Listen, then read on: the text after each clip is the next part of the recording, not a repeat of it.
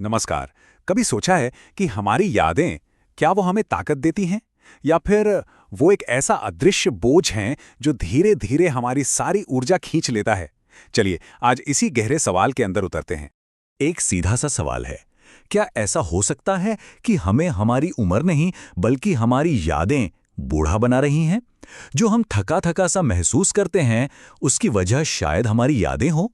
आइए इसी बात की जड़ तक चलते हैं। तो सबसे पहले उस समस्या को समझते हैं जो दिखती तो नहीं पर महसूस हम सब करते हैं। ये है हमारी यादों का वो अदृश्य भार। देखिए, अनुभव और कई अध्ययन यही बताते हैं कि एक उम्र के बाद, मान लीजिए 58 साल के बाद, इंसान को शरीर उतना नहीं थकाता जितना उसकी यादों का बोझ थका देता है। ये कोई शारीरिक थकान नहीं है, ये एक मानसिक थकावट है जो अंदर से खोखला करती है। तो सवाल उठता है कि ये बोझ आखिर है किस चीज का? ये है पुरानी कड़वाहट का, किसी के किए अपमान का और उन कामों के पछतावे का जो हम अतीत में कर चुके हैं। सच कहें तो ये एक तरह का मानसिक कूड़ा है जिसे हम न जाने कितने सालों से अपने साथ ढो रहे हैं। और इस बात को ना एकदम साफ साफ समझना होगा।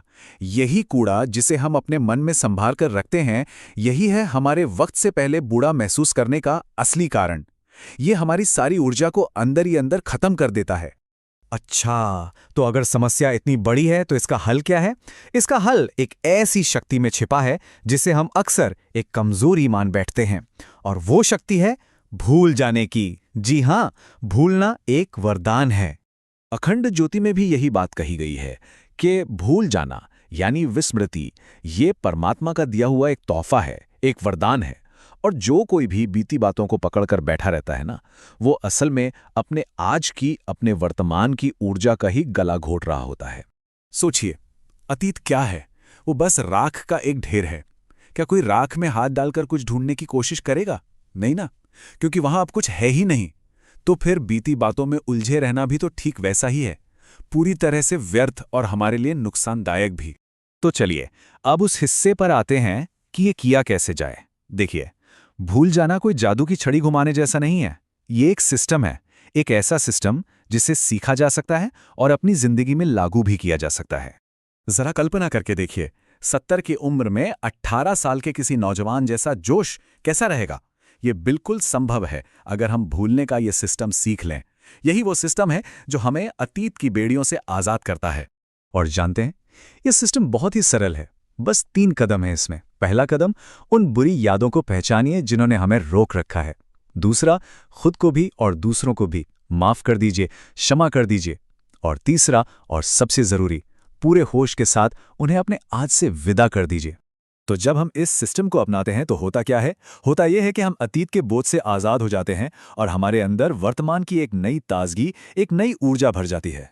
पछतावा, जानते हैं ये क्या है?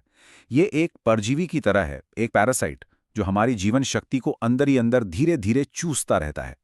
और जिस पल हम इसे जाने देते हैं ना, हम अपनी वो खोई हुई शक्ति वापस पा लेते हैं। अपने दिमाग को ना एक कंप्यूटर की हार्ड डिस्क समझे।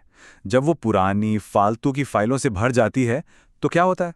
वो धीमी हो जाती है, हैंग होने लगती है। ठीक वैसे ही हमारा मन है, इसे खाली करना जरूरी है ताकि नई शांति और नए आनंद के लिए जगह बन सके। यहां पर पूरी तस्वीर एकदम साफ है। चुनाव हमें करना है। एक तरफ है अतीत की कड़वाहट, पछतावा और बोझ, और दूसरी तरफ है वर्तमान की शांति, आनंद और ऊर्जा। हमें क्या चुनना है? तो मतलब सार बस इतना सा है, हम खुद को अतीत से जितना ज्यादा खाली करेंगे, हम वर्तमान की ऊर्जा से उतने ही ज्यादा भरते जाएंगे। ये एक सीधा सरल सा नियम है। तो अब वक्त आ गया है एक फैसला लेने का।